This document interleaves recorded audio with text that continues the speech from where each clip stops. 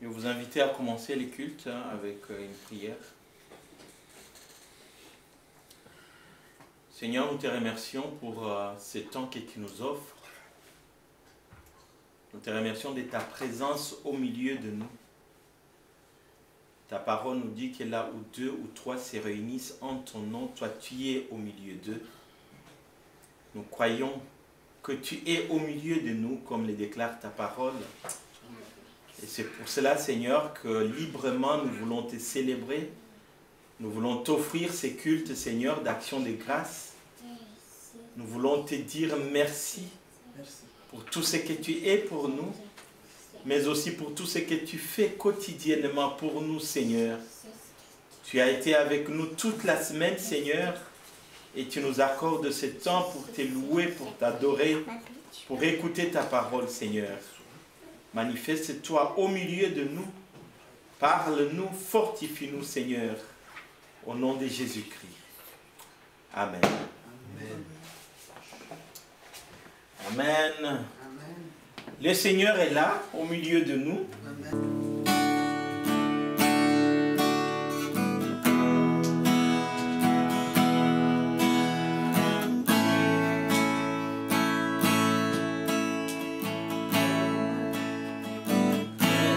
Dans tes bras,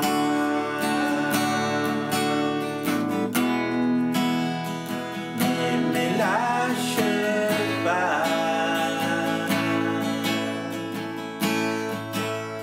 Seigneur, je te remets ma vie, dis-moi que je suis ton ami. Montre-moi la voie qui ramène à toi. J'ai tout en toi. J'ai tout en toi pour toujours. Je veux savoir.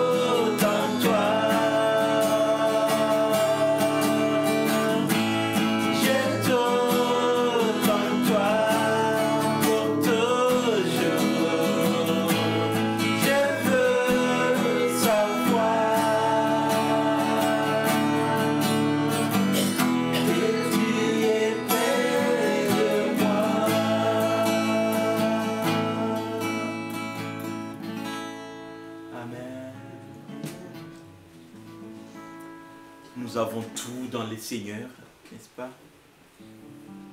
Nous avons tout en Jésus-Christ.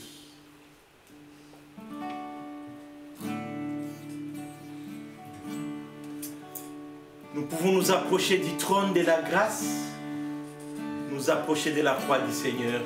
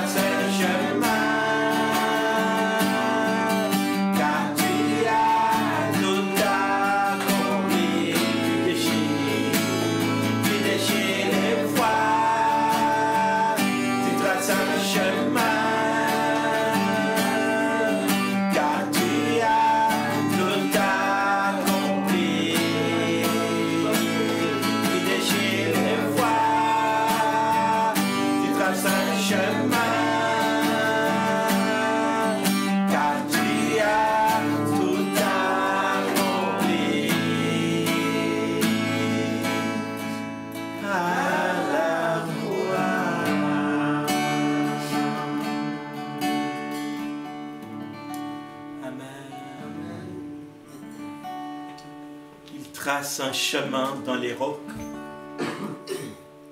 Amen. Il ouvre les portes fermées. Amen. Il aplatit nos sentiers. Nul ne peut nous barrer la route, car le Seigneur est avec nous. Amen. Amen. Nul ne peut nous barrer la route, car c'est le Seigneur qui ouvre la porte. C'est lui qui ouvre le chemin. Et quand il ouvre, personne ne peut fermer. Amen. Amen. Personne ne pourra fermer.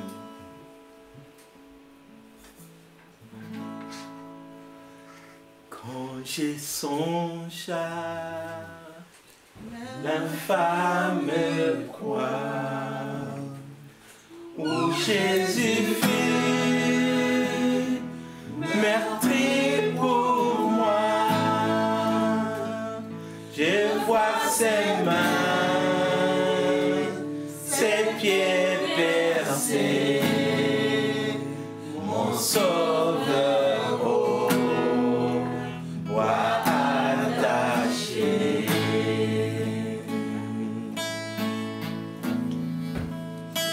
Son corps lié, des larmes trempées, dans les tombeaux, fit déposer l'entrée scellée d'une nouvelle bière, les Messie.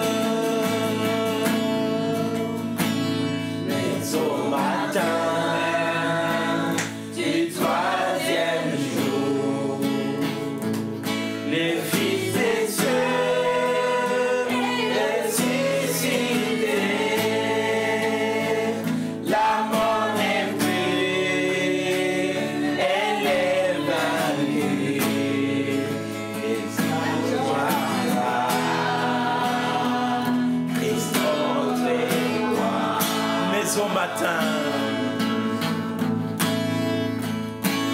mais au matin du troisième jour, les fils des cieux ressuscités, la mort n'est plus, elle est vaincue, les anges.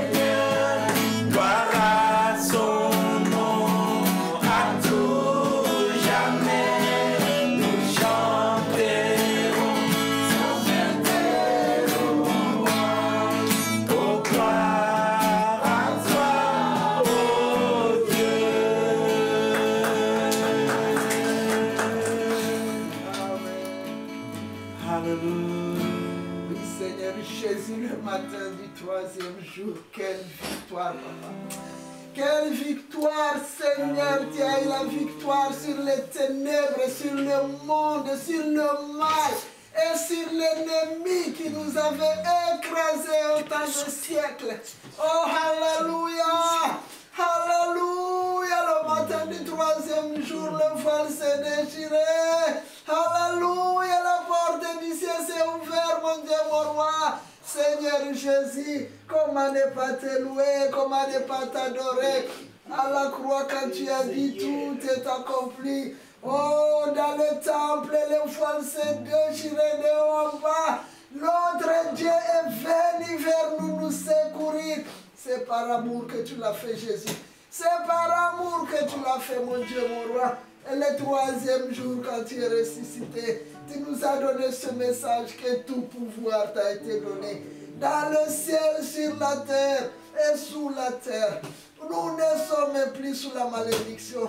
Nous ne sommes plus sous la condamnation. Nous pouvons chanter avec joie, avec espérance que notre salut est accompli. Notre salut est éternel. Oui, Seigneur Jésus, nous avons le statut d'enfant de Dieu. Qui pourra nous secouer? Qui pourra nous faire du mal? Si Christ est pour nous, qui pourra nous condamner? Ce matin, nous voulons chanter avec joie. Nous voulons chanter quand nous nous rappelons que tu es ressuscité et que nous sommes justifiés. Nous sommes des enfants nés. Oh, nés de nouveau. Non pas par des graines périssables. Oh, Seigneur Jésus, merci. Merci pour ce que tu as fait. Merci pour tes fils. Merci pour tes filles. Merci pour nous tous réunis. Merci partout où l'Église est réunie sur la terre. En ce moment pour te louer et t'adorer. Merci Seigneur parce que c'est toi qui seras glorifié. En ce jour d'aujourd'hui, nous croyons, mon Dieu, mon roi, que les âmes seront sauvées. Les âmes seront réconfortées. Les âmes seront consolées. Les âmes seront guéries. Alléluia, libérées. Parce que tu as l'œuvre. Mon Dieu, mon roi, tu as tout accompli et tu es à la droite de Dieu. Maintenant, ta puissance si haut, le circule partout, partout, où se réunissent deux ou trois à ton nom. Et nous croyons qu'avec nous ici aussi, tu es là, Seigneur. Tu es là. Parle-nous. Nous voulons chanter, nous voulons adorer. Et après écouter ta parole, que ton nom soit béni. Merci de nous avoir lavé nos péchés, purifiés de toutes nos offenses.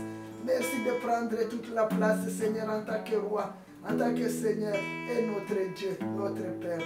Au nom de Jésus. Amen. Amen. Alléluia. Alléluia. Oui, Seigneur. Alléluia. Je voudrais nous inviter à nous approcher du Seigneur, à prendre conscience qu'il est là, qu'il accueille ce matin notre culte d'action de grâce, qu'il accueille notre louange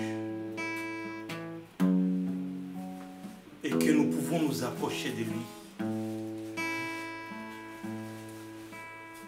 Nous pouvons nous approcher avec assurance.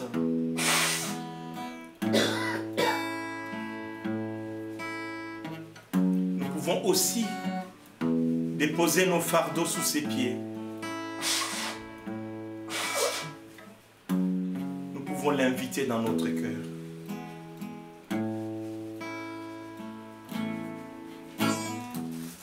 Je viens dans ta présence, dans ton amour immense. Ouvre mon être et mon cœur, je vais t'adorer Seigneur, je vais t'adorer.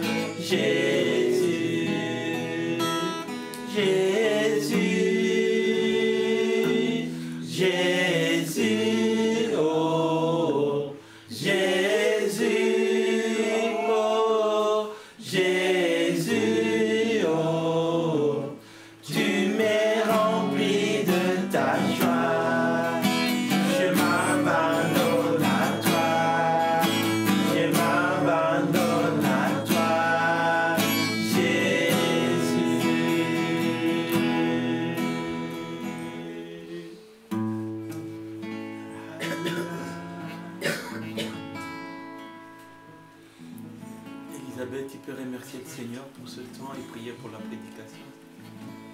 Seigneur, je te remercie. Merci parce que tu m'as fait présenter de mes pas, de pouvoir te louer, Seigneur, de pouvoir te dire que tu nous remplis de ta joie, Seigneur. Merci parce que même dans nos difficultés, et toi tu connais, Seigneur, nos vies de tous les jours, eh bien on peut quand même venir se poser et dire que notre joie est en toi et qu'il y a une possibilité d'avoir une vraie joie, une liberté, Seigneur, en toi, peu importe ce que nous vivons, Seigneur, c'est pas une joie forcée, c'est une joie libre, une joie simple de dire que tu es notre Sauveur, que tu es notre Seigneur, et que en toi on a cette vérité, Seigneur. Merci parce que tu es notre liberté. Merci parce que tu ne nous imposes pas des règles sous lesquelles on est acculé ou effondré, Seigneur, mais que tu nous donnes cette liberté pour toi, Seigneur, qui peut-être pour d'autres paraît fausse, peut-être pour d'autres paraît difficile, mais Seigneur, c'est la vraie liberté. La liberté de dire que tu nous as sauvés, la liberté de dire que tu es notre chemin et qu'on veut marcher, Seigneur, avec toi. Seigneur, je te demande d'ouvrir nos cœurs pour pouvoir recevoir ta parole, parce que tu as mis sur le cœur de papa, Seigneur, que tu puisses nous donner d'avoir les oreilles pour entendre, mais surtout le cœur pour recevoir, Seigneur, ta parole simple qui veut nous libérer, Seigneur.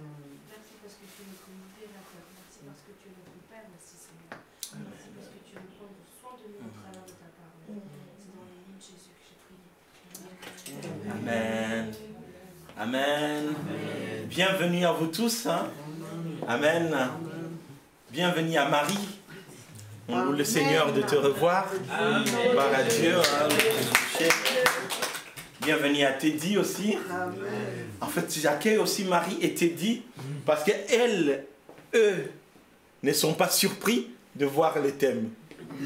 Je crois que vous autres, vous êtes surpris. Ouais. Les autres sont surpris et se demandent, mais d'abord, nous connaissons cette parabole par cœur. Nous avons déjà entendu prêcher sur ça 10 000 fois. Et il a prêché sur ça dimanche dernier. Pourquoi il veut encore prêcher sur ça? Amen. Alors, je ne vais pas vous cacher, à la fin de la prédication dimanche dernier, je sentais une forme de non-aboutissement de la prédication. Et il y a Priscilla qui nous suivait aussi hein, en visio.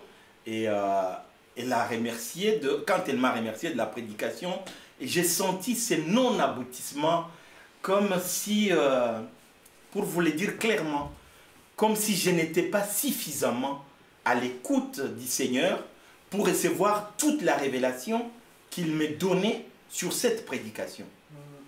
C'est les sentiments vraiment que j'avais, hein, au point où Eliel commençait à m'encourager, me dire non, non, non, moi j'ai reçu ce que je devais recevoir. Et je ne savais pas qu'est-ce qui manquait. Gloire à Dieu, mardi, le Seigneur m'a conduit hein, vers une compréhension qui me manquait dimanche dernier. Et je me suis dit, ça vous dérange qu'on le répète? Amen. Amen. Alors, Matthieu 25, 1 à 13. Alors le royaume des cieux sera semblable à 10 vierges qui, ayant pris leur lampe, allèrent à la rencontre de l'époux. 5 d'entre elles étaient folles et 5 sages. Les folles, en prenant leur lampe, ne prirent point d'huile avec elles. Mais les sages prirent avec leur lampe de l'huile dans des vases. Comme l'époux tardait, toutes s'assoupirent et s'endormirent. Au milieu de la nuit, on cria, « Voici l'époux, allez à sa rencontre. » Alors toutes ces vierges se réveillèrent et préparèrent leurs lampes.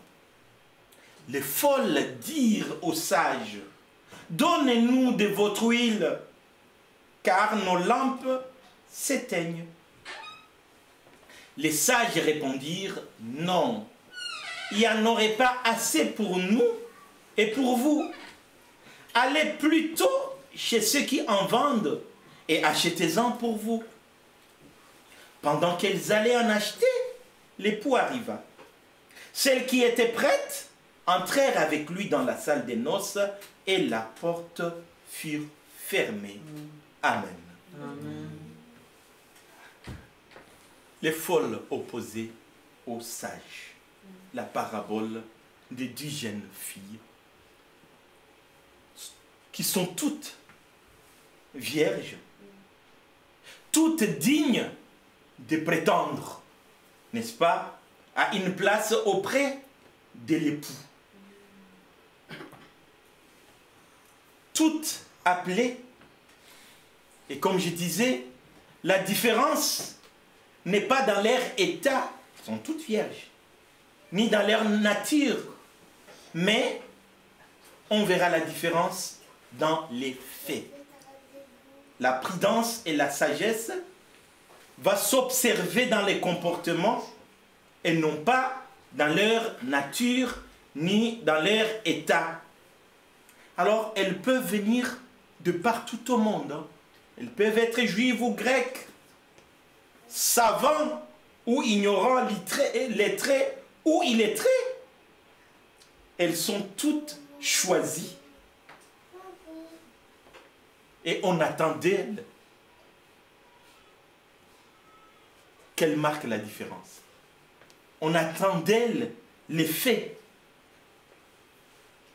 Les folles comme les sages sont toutes appelées. Elles sont toutes conviées à la rencontre de l'époux. Donc la différence ne se pose pas dans l'appel. La Bible nous dit beaucoup d'appelés, mais peu d'élus. Amen. Alors, pour être élu, il faut se démarquer. Il faut se démarquer. Et le troisième aspect commun entre elles, c'est qu'elles sont toutes présentes sur les lieux de préparation. Allez à tel endroit, attendez l'époux là-bas. Elles sont là, elles aussi, les folles comme les sages. Toutes appelées, toutes ont la même mission, prennent la même destination et sont sur les lieux de la préparation. Et je disais, ce qui nous rappelle cette fameuse parabole du blé et des livrets. Le propriétaire du champ, Matthieu 13, 24, qui a planté du blé, du bon blé dans son champ. Et le lendemain matin, les ouvriers passent, ils voient l'ivraie avec le blé. Maître, demande-t-il, qu'est-ce qui s'est passé? N'as-tu pas planté du blé dans ton champ? Comment expliquer que nous voyons des livrets avec? Le malin est à l'œuvre, n'est-ce pas? Rappelez-vous des anges qui voient Lucifer jeté sur la terre. Qu'est-ce qu'ils disent? Malheur à ceux qui vivent sur la terre, parce que le rusé là, il est jeté chez eux. Et ils travaillent dans la ruse. Je disais, dimanche dernier, l'ivraie et le blé, à un certain âge, ils se ressemblent. Il n'y a pas de différence. Et c'est pour cela que le maître, le propriétaire du champ, qui prend bien soin de son blé, s'est dit, si on arrache l'ivraie, il y a le risque d'arracher le blé avec. Alors même si les ouvriers insistent pour arracher l'ivraie, il va dire, laissez-les grandir ensemble. Nous avons souligné un aspect dimanche dernier. Nous sommes tous ensemble dans le même champ, l'ivraie et les blés. Mais la Bible nous demandera, posera la question, y a-t-il des compromis entre la lumière et les ténèbres? Ne vous compromettez pas. Même si nous sommes dans le même champ, ne vous compromettez pas. Il n'y a pas de compromission entre la lumière et les ténèbres. Les seigneurs qui voient, ils voient clairement la différence. Amen. Amen. Le blé ne deviendra pas l'ivraie. L'ivraie non plus. Mais spirituellement, il y a quelque chose qui peut se passer. Parce que l'arbre, la vigne, n'est-ce pas, sauvage, qui n'est pas du bon cep, il peut être planté sur le bon cep. Amen. Et c'est là que Jésus dit à Nicodème, l'homme peut naître de nouveau. L'homme peut être transformé. L'homme peut changer par l'action du Saint-Esprit. Et à moins de naître de nouveau, l'homme ne peut pas entrer dans le royaume des cieux. Jésus change intrinsèquement la nature de l'homme et lui donne le pouvoir de devenir enfant de Dieu. Quand nous lisons ce texte, devenir, c'est-à-dire qu'il ne l'était pas. Amen. C'est-à-dire qu'il ne l'était pas. Mais s'il croit en Jésus-Christ, s'il reçoit la lumière du Christ, je suis la lumière du monde. Cette lumière qui chasse les ténèbres. Et quand on l'accueille, amen, on accueille la lumière de la vie. La lumière de la vie éternelle. De la vigne sauvage qu'on était, on est transformé. Amen. Amen. Et on devient une nouvelle créature. Amen. Ceux qui sont en Christ sont des nouvelles créatures. Amen. Les choses anciennes sont passées, voici toutes choses sont devenues nouvelles. Et délivrer du blé, le Seigneur dit, ce ne sont pas tous qui crient Seigneur, Seigneur, qui entreront dans le royaume des cieux. Ils sont nombreux qui crient Seigneur, Seigneur. Et même les risques pour nous, le blé, de nous conformer, de ressembler un peu à l'ivraie. L'ivraie aussi a le même risque. Et il y a certaines personnes qui vont se dire, ok, je vais aller louer comme elle. Je vais à l'église comme elle. Mais à moins de naître de nouveau, elle n'a pas la place dans le royaume des cieux. Semblable d'apparence, mais différente. Et une différence de fond s'observe dans la préparation de l'arrivée et de l'accueil de l'époux. Elles ont toutes les 10 sœurs. Autant il y a 10 vierges, autant il y a 10 lampes. Les lampes sont allumées. Les 10 lampes sont allumées. Et probablement de l'huile. Mais les sages, les 5 sages ont fait la différence. Parce qu'avec leurs lampes, elles vont prendre de l'huile de réserve. Parce que ce qui est demandé, ce n'est pas que les lampes soient allumées, mais que les lampes ne s'éteignent point. C'est ce qui est demandé. Lampe allumée, c'est bien. Mais ce qui est demandé, c'est que les lampes ne s'éteignent point. Le feu restera allumé sur l'autel, il ne s'éteindra jamais.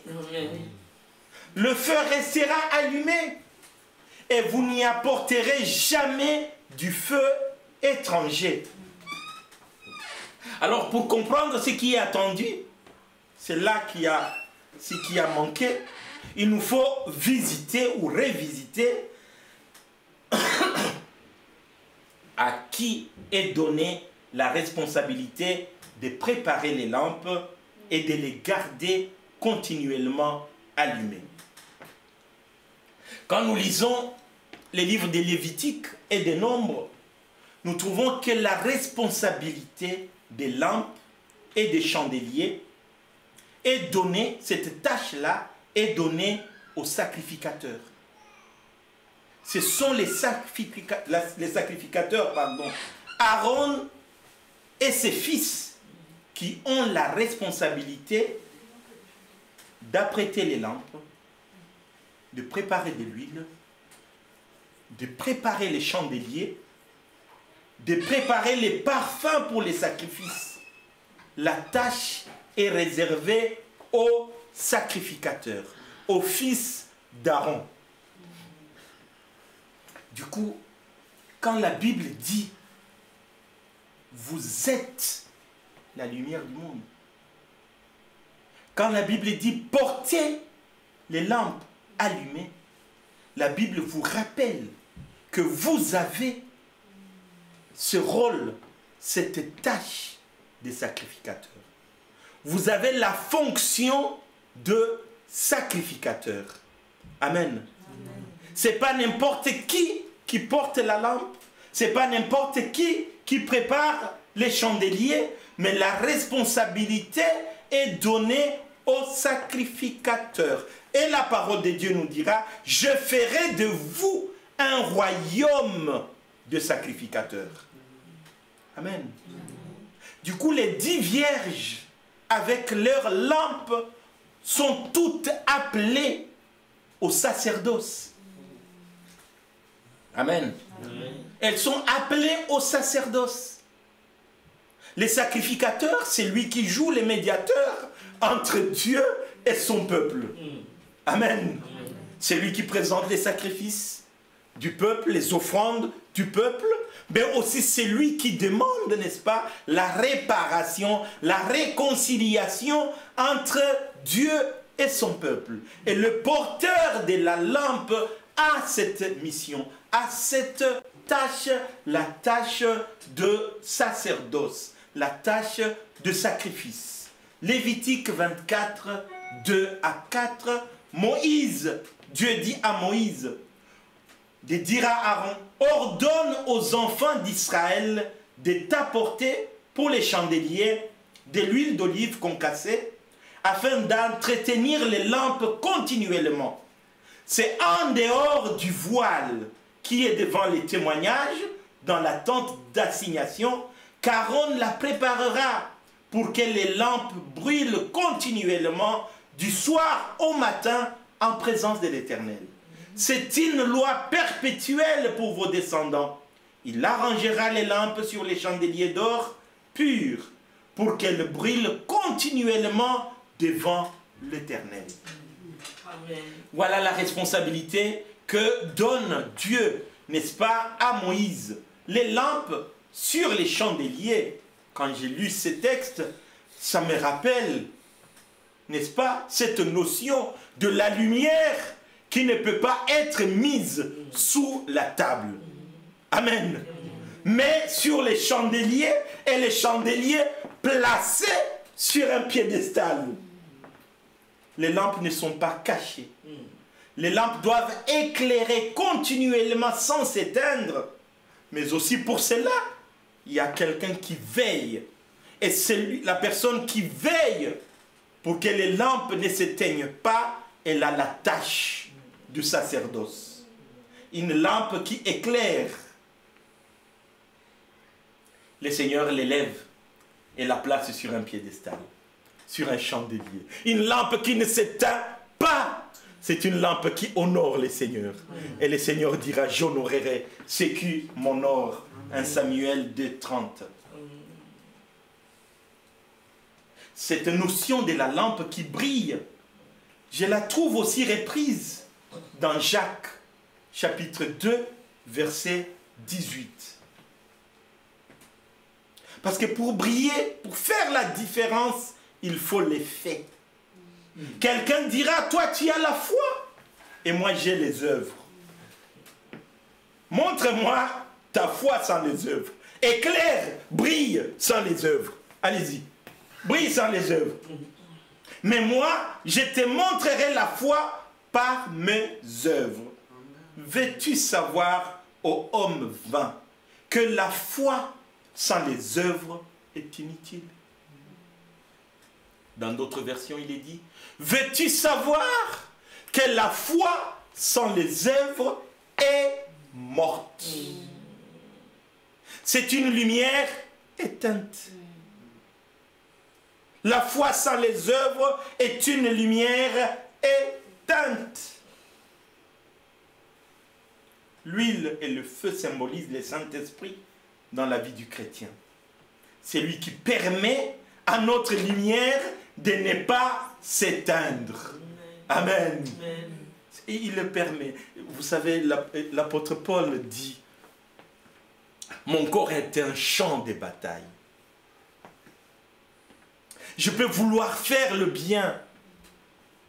Quand j'y vais faire le bien, c'est le mal qui arrive. Et celui qui nous aide, qui nous porte à faire le bien que nous avons décidé de faire, c'est le Saint-Esprit. Amen. C'est l'Esprit de Dieu en nous. Le sacrificateur veille à la présence de l'huile, du feu, pour que les lampes restent allumées et ne s'éteignent jamais en dépit des circonstances. Il peut y avoir des intempéries, des ouragans, du vent, la pluie, les tremblements de terre. La vie chrétienne n'est pas toute plate, n'est-ce pas? Il y a des secousses, il y a des vagues. La Bible nous dit que votre lumière luise ainsi devant les hommes, afin qu'ils voient vos bonnes œuvres et qu'ils glorifient votre Père. Amen. Matthieu 5, 16. Qu'ils voient vos bonnes œuvres et qu'ils glorifient votre Père. Moïse dit aux enfants d'Israël, le feu brûlera continuellement sur l'autel. Il ne s'éteindra point. Vos bonnes œuvres doivent demeurer. Amen. Amen. Pas de compromis avec le monde. Le feu sortit devant l'Éternel consuma l'Holocauste et les graisses, parce que c'est l'Éternel qui allume ce feu. Ce n'est pas un feu étranger. Ce n'est pas un feu de ma théologie. Même si mon épouse, elle sait, hein, je suis ami de la théologie, de la bonne théologie. Je suis séduit par la théologie. Mais ce n'est pas ma théologie qui allume ce feu-là. Ce n'est pas ma sagesse qui allume le feu, mais c'est la grâce de Dieu. Je vois le même feu qui consume, n'est-ce pas, les sacrifices d'Élie. Quand il doit s'affronter au Baal, aux serviteurs des Baal. Amen. Ce n'est pas sa connaissance, ce n'est pas son intelligence. Non. C'est l'Esprit de Dieu. Cette bataille, vous la vaincrez. Ce n'est pas par les chars, ce n'est pas par les armes, ce n'est pas par la force, ce n'est pas par votre puissance, mais par l'Esprit de Dieu, n'est-ce pas? Dit la parole du Seigneur. Et on disait, la folie de ces 5 vierges consiste d'abord, ils ont oublié de prendre l'huile pour les lampes. Ils ont oublié de prendre l'huile.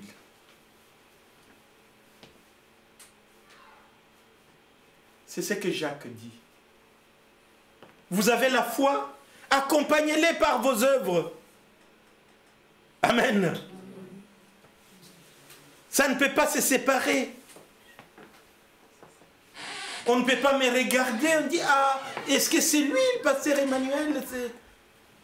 Pourquoi je les retrouve dans cette boîte-là? Pourquoi je les retrouve à cet endroit-là? Non. La folie consiste aussi à vouloir apporter le feu qui n'est pas le feu originel. Les fils d'Aaron, Nadab et Abihu, Lévitique 10:1, avaient essayé de le faire. Ils ont été consumés sur les champs. On ne peut pas non plus prétendre acheter. Vous vous rappelez celui qui a voulu en acheter? Simon, le magicien. Hein? Donne-moi ce pouvoir. Je vous donnerai de l'argent afin que la personne sur laquelle j'impose les mains reçoive le Saint-Esprit. Loin de nous, toi. Tu es perdu parce que tu crois que le don de Dieu s'obtient par les moyens de l'argent. Ça ne s'achète pas. Ça se reçoit tout simplement par la grâce. Vous avez reçu gratuitement, donné gratuitement. Amen. Ah, n'hésitez pas, bénissez les gens. Bénissez les gens. Parce que vous avez la bénédiction en vous. Et le Seigneur, votre Dieu, fait de vous une source de bénédiction pour les autres. Il y a quelques années, nous servions à l'église de Versailles, au Chênay, et on avait reçu des Américains pour l'évangélisation à Versailles. Il y a un monsieur qui est arrivé qui m'a dit, tu sais pasteur, parfois tu peux juste te mettre à l'entrée de l'église. Il y avait un supermarché à côté, et les gens qui rentrent là-bas, tu les bénis. Tu les bénis au nom de Jésus-Christ. Amen. C'est une révélation. Hein? Tu ne leur parles pas, tu ne polémiques pas, mais tu les bénis. Ils seront bénis. Ceux qui ne veulent pas te parler, après quelques jours, tu verras, ils vont te dire bonjour. Amen. Parce que la bénédiction d'Abraham qui est sur toi, tu l'as transférée sur eux. Amen. Amen. Tu es une source de bénédiction. Les temps d'attente peuvent sembler longs. Hein? Les 10 vierges, elles attendent toutes 10. Mais pendant l'attente, si tu n'as pas suffisamment d'huile, la lampe commence à s'éteindre. N'est-ce pas? Si tu ne veilles pas suffisamment, la lampe commence à s'éteindre. Pendant l'attente, il faut de la patience. Il faut de la prière. L'attente peut être cause de fatigue, d'épuisement, de mise à l'épreuve de votre foi. La fatigue, l'épuisement, la pression, voire la dépression face à l'épreuve. Ils sont inhérents à la vie humaine.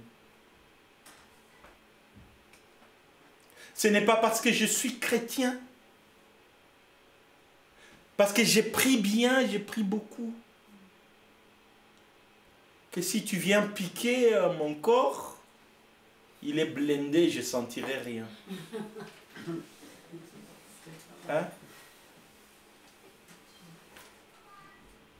Parce que... Il y a une époque où on ne faisait pas ça. Tout à fait.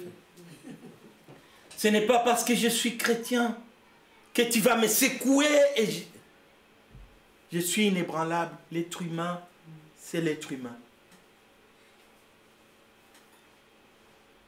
L'apôtre Paul dira, je paraphrase, l'épreuve que vous connaissez, c'est à la manière de l'homme.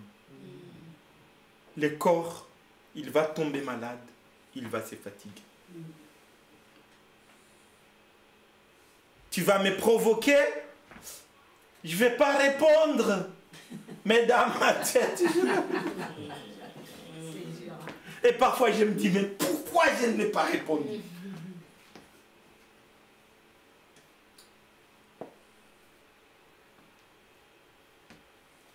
Un ami, un grand ami à moi, les meilleurs que j'ai eus, pasteur, Il priait beaucoup. Et il est provoqué par un garçon dans la rue et tout. Il me rappelle. Il regarde et dit, toi, parce que tu vois les gens passent, ils savent que je suis pasteur, tu me provoques.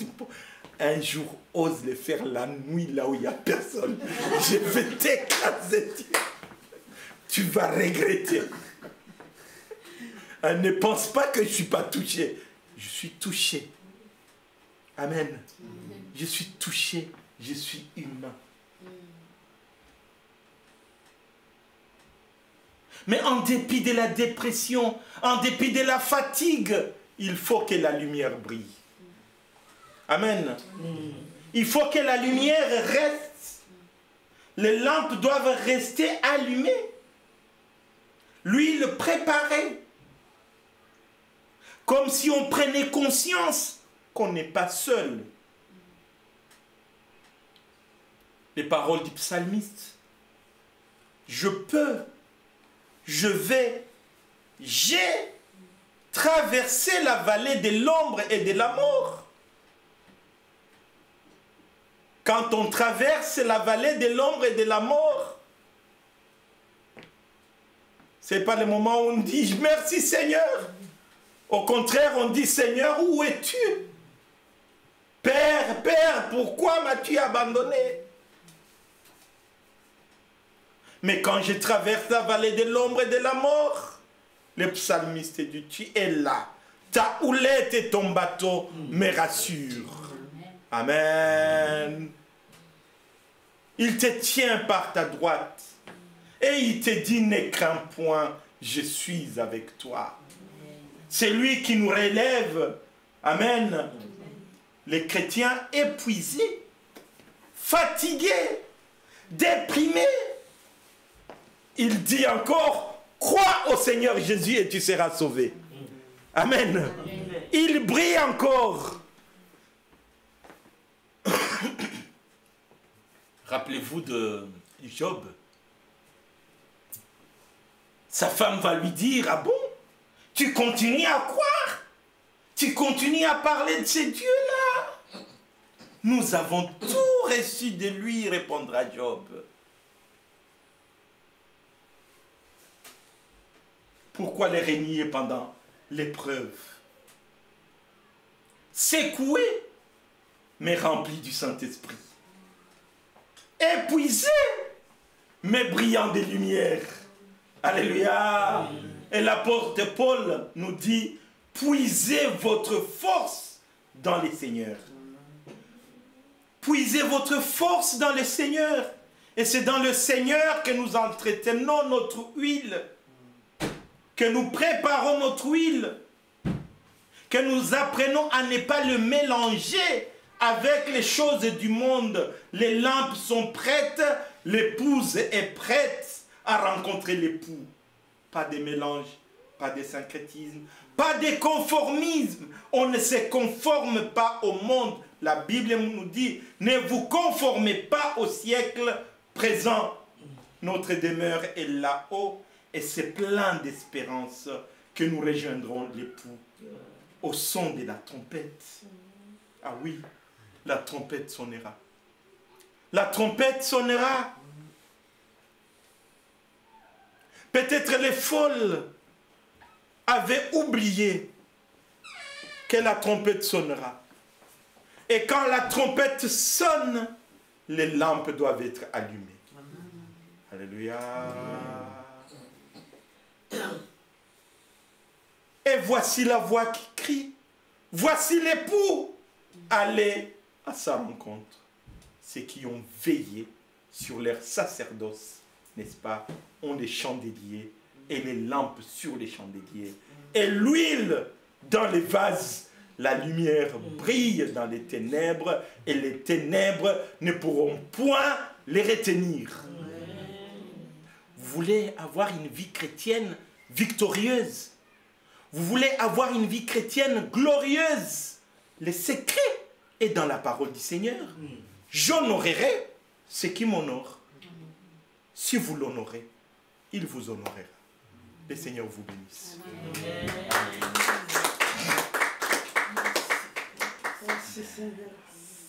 Une prière aux humains. Thank you, Heavenly Father, for the word you gave to us this morning. Thank you for your presence upon our life. Thank you, Heavenly Father, for this miracle you did into our life. Thank you for drawing us closer to you, O Lord, King of glory. Now we commit this day into your able hands, O Lord, King of glory. We ask for your divine presence. We ask for your blessing. We ask for your favor. We ask for the presence of the Holy Spirit into our life and destiny in the mighty name of Jesus Christ. Thank you, Heavenly Father, for answering us. Thank you for blessing the work of our hands. Thank you for protecting our family. Thank you for the word you gave to the man of God to speak for us today. Thank you because we know that that word is dwelling into our heart and into our soul in the mighty name of Jesus Christ. Thank you, Heavenly Father, in Jesus' name.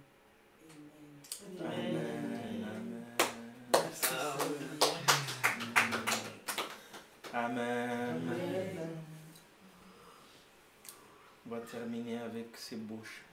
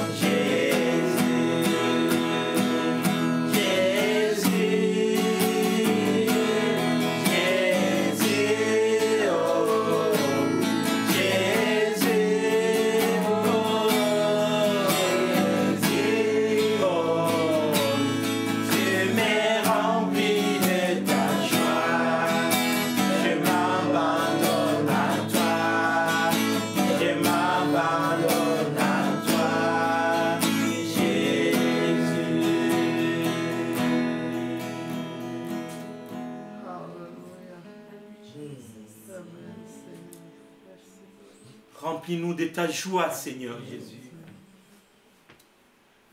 Remplis-nous de ta présence, Seigneur.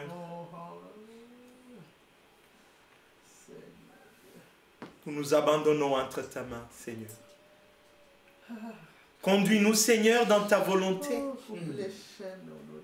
Quand tu nous conduis, Seigneur, Nous pouvons marcher de victoire en victoire. Car ta houlette et ton bâton nous rassurent. Nous nous abandonnons à toi, Jésus. Ouvre les portes devant tes enfants, Seigneur. Fends les mirailles pour la gloire de ton nom. Au nom de Jésus-Christ. Brise les chaînes, Seigneur. Que ta main puissante accompagne chacun. Délivre, Seigneur. Guéris, Seigneur. Combat les batailles de tes enfants, Seigneur. Et apprends-nous à nous cacher en toi. Que ta victoire nous donne cette joie à jamais. Aide-nous à éclairer de ta lumière, à briller de ta lumière, Seigneur, afin que le monde sache que tu es vivant, Jésus-Christ ressuscité. Béni sois-tu. Au nom de Jésus-Christ. Amen. Amen. Amen. Amen. Allez dans la paix du Seigneur. Amen. Bon dimanche à vous. Amen.